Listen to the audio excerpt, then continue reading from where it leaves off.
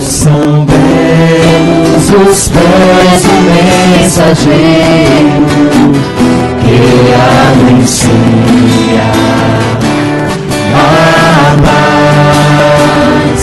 Como são belos os pés do mensageiro que anuncia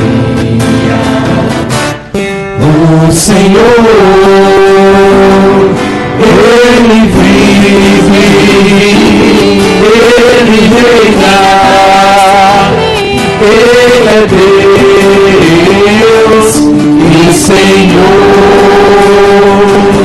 Ele vive, Ele reina, Ele é Deus e Senhor, meu Senhor. Meu Senhor, chegou com toda a glória, Ele está, Ele está, Ele está, bem junto a nós, seu corpo santo a nos tocar, e vive eu sei, Ele está, Ele está.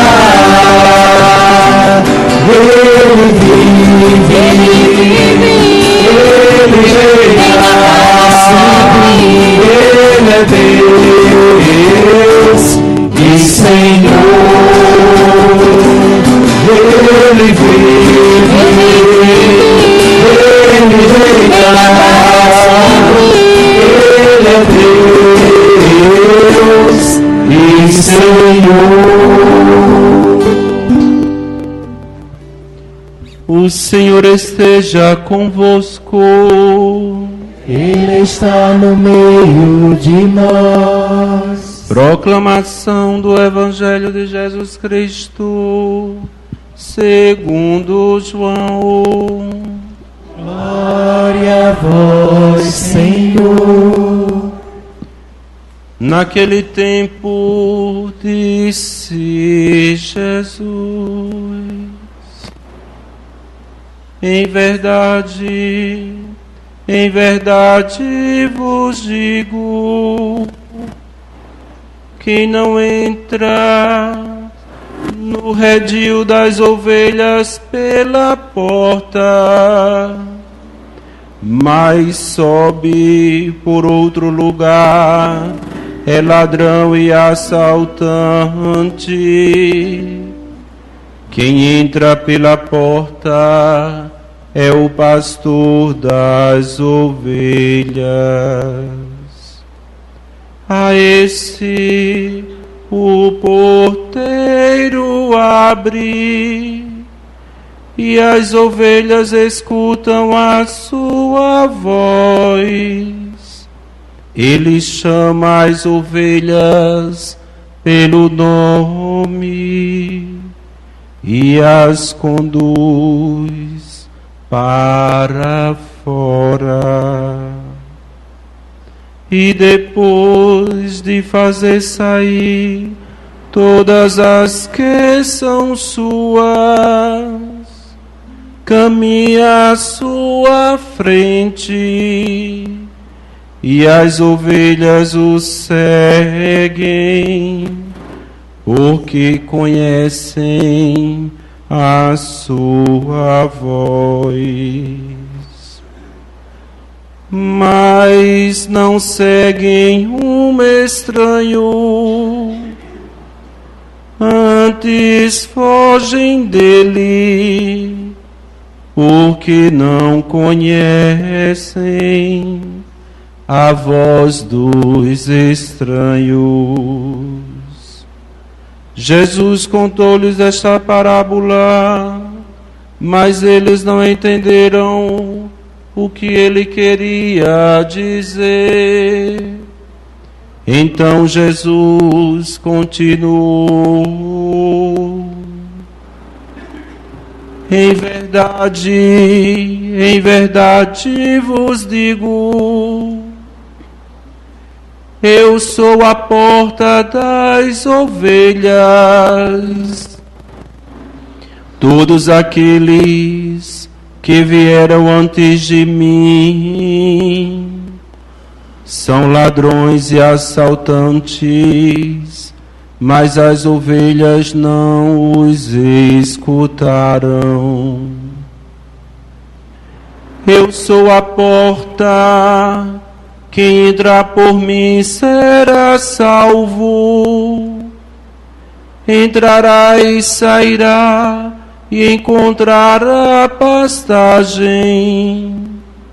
O ladrão só vem para roubar, matar e destruir.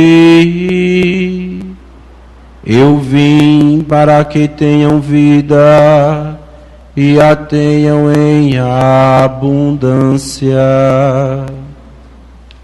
Palavra da salvação.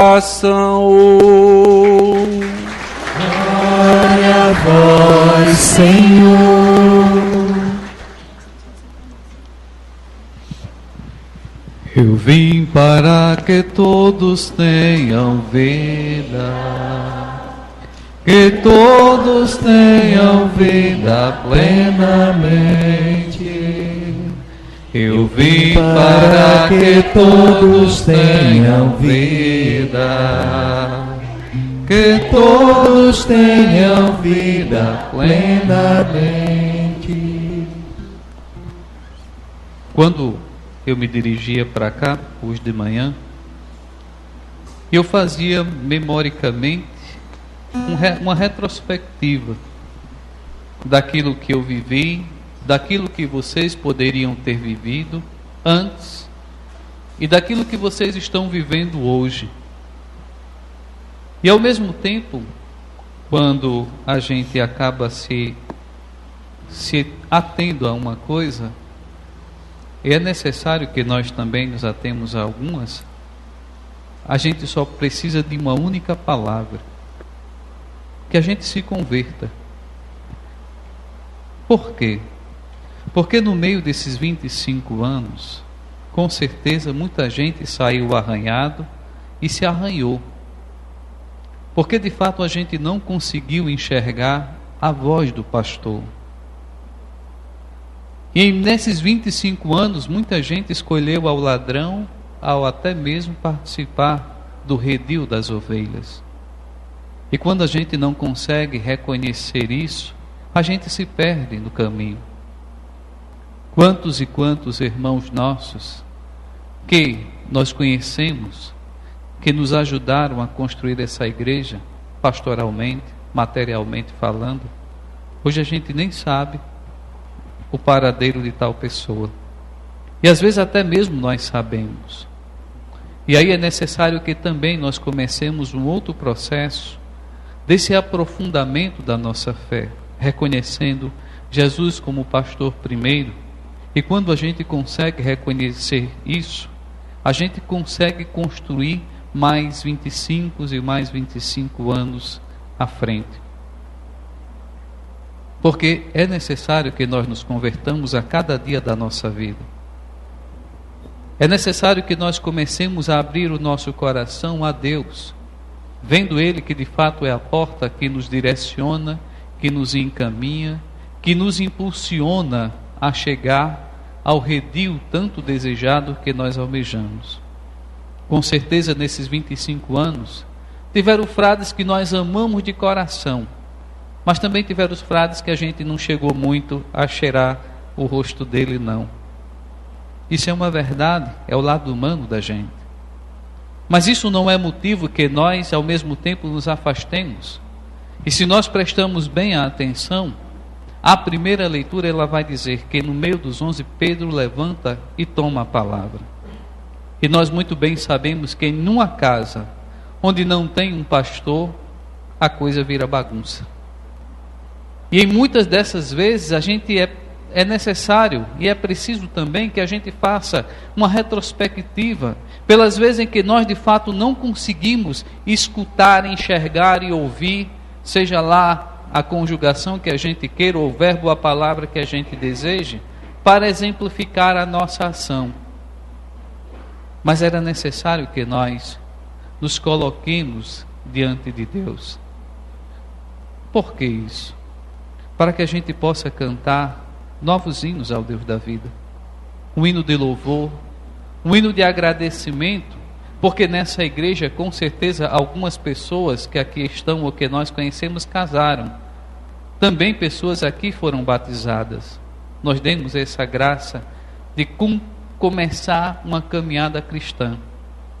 Mas ao mesmo tempo esse processo de conversão não entra só no discernimento de nós entendermos isso, mas ao mesmo tempo na nossa responsabilidade como batizados, como cristãos, pelas vezes em que nós não fomos pastores do nosso redil. Mas Frei, quando foi que eu não fui pastor? Quando a gente deixou uma daquelas pessoas que foram construída essa história desgarrar-se. Culpa nossa? Não, às vezes é a escolha da outra pessoa. Mas é necessário que a gente, ao mesmo tempo, tenha a ousadia de deslocar a nossa ação para a ação do outro.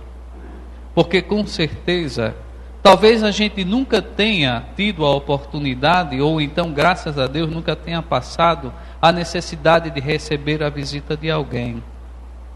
E o que mais nós reclamamos em nossa história, como cristãos católicos no mundo inteiro, que a gente às vezes, quando está doente ou que está ausente, a gente nunca recebeu uma visita. E a gente faz isso veemente. Aí diz assim, não, quando eu estava no hospital, pessoa X, A, B de determinada religião veio me visitar. E aí, o processo de conversão entra para a gente também no seguinte processo.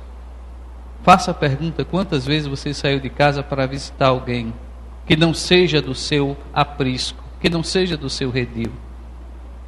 Hoje, de fato, a igreja celebra o dia do bom pastor. E nós somos bons pastores. E queremos continuar sendo bons pastores. E qual o exemplo de bom pastor que nós temos? O próprio Cristo, que em meio aos nossos altos e baixos, aos nossos dessabores, com a nossa vida e com a nossa história, Ele está sempre fiel e disposto a nos dar a mão. Quando na verdade, na primeira oportunidade que Deus não nos atende, nós somos os primeiros a condená-los e afastá-los dele. Não quero mais saber de Deus não. Deus não escuta minhas orações, Deus não olha para mim, Deus não faz isso, Deus não faz aquilo. Mas quando nós sentimos a necessidade de fazer um trocadilho com o Pai, a gente quer que Ele nos escute. Assim também, se a gente não consegue enxergar no outro como parte da nossa ovelha, a gente vai simplesmente estar só sentando nos bancos e participando de mais uma festa. Quando na verdade a festa da nossa padroeira não é só uma oportunidade de nós nos reencontrarmos, mas é um retiro para nós refletirmos a nossa caminhada como cristão e como povo de Deus. Quantas e quantas pessoas gostariam e desejariam estar conosco, mas pelo motivo ou outro não pode, mas pelo menos nos acompanha pela rádio, a Querigma, pela televisão também, da web, quem tem internet. E qual é a nossa contribuição no tocante a isso? Quais são as vezes em que eu posso dizer assim, e vim de fato participar da mesa do Senhor com a consciência tranquila de ter assumido o meu pastoreio, como cidadão, como cristão e como povo de Deus? Celebrar a festa do bom pastor, dentro da festa de Nossa Senhora de Fátima, é buscar cantar um cântico novo, um cântico de entrega e despojamento, um cântico de disponibilidade para servir a Deus. E veja como muitas vezes nós somos mesquinhos conosco mesmo. Se nós somos convidados a assumir um cargo de responsabilidade em Campina, em João Pessoa, em qualquer outro canto, numa grande indústria ou empresa, a gente sempre tem um tempo para se organizar. Vou até reduzir. Alguns dos nossos empresários nos convida para assumir um cargo na parte de escritório. E dentro do nosso currículo a gente percebe que a gente não é graduado. O que é que a gente diz? Me dê um tempo, eu faço um curso, ajeito daqui, ajeito dacolá. Mas quando os freis dizem assim: eu preciso de uma pessoa para segurar o banco da igreja, levar lá para fora para a missa ser campal. A gente diz assim: hoje eu não posso não, Frei, estou cheio de coisa para fazer. E a gente pergunta: como é que nós podemos ser pastor se nem na casa que nós moramos nós assumimos a responsabilidade? Como é que nós podemos dizer para os que estão chegando, os meninos da catequese, os jovens que estão por aí afora, que Deus de fato é o pastor que nos conduz e não nos falta coisa alguma, se na verdade a gente não consegue fazer com que eles sintam a mesma experiência que nós sentimos? Como é que nós conseguimos transmitir para as outras pessoas aquilo que nós vivenciamos? Porque as aparições de Jesus é um impulsionar para que nós assumamos o nosso batismo, para que a gente também possa se levantar, tomar a palavra e dizer aquilo que nós tivemos a experiência de ter em nossa caminhada.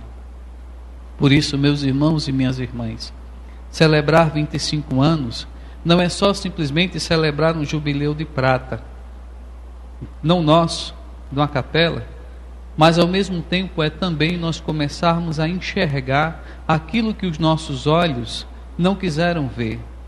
Que se ela ainda não chegou onde nós gostaríamos de chegar, é porque faltou a minha oportunidade, a minha chance de me doar, a minha ousadia de colocar à disposição aquilo que eu tenho. E o que é, Frei, o que eu tenho para doar? A nossa vida, a nossa disponibilidade. Por isso, que quando nós começamos a enxergar dentro desse processo dos 25 anos, a gente deveria fazer uma reflexão mais profunda e dizer assim: eu estou participando de uma festa da qual eu, de uma forma ou de outra, não tive uma contribuição mais ferrenha. A partir de agora, assim como Zaqueu fez, eu vou começar a doar um pouco mais, para que a minha igreja, a minha capela cresça. Celebrar 25 anos é também celebrar a nossa alegria de fazer parte da comunidade, ser filho da Mãe de Deus dos Remédios, ser filho de Nossa Senhora de Fátima, mas principalmente abrir os nossos olhos ao nosso pastoreio. E nós precisamos verdadeiramente de pastores, porque se a gente não tiver pastor, a nossa vida, a nossa história e a nossa cidade se torna um caos, mais do que já se encontra.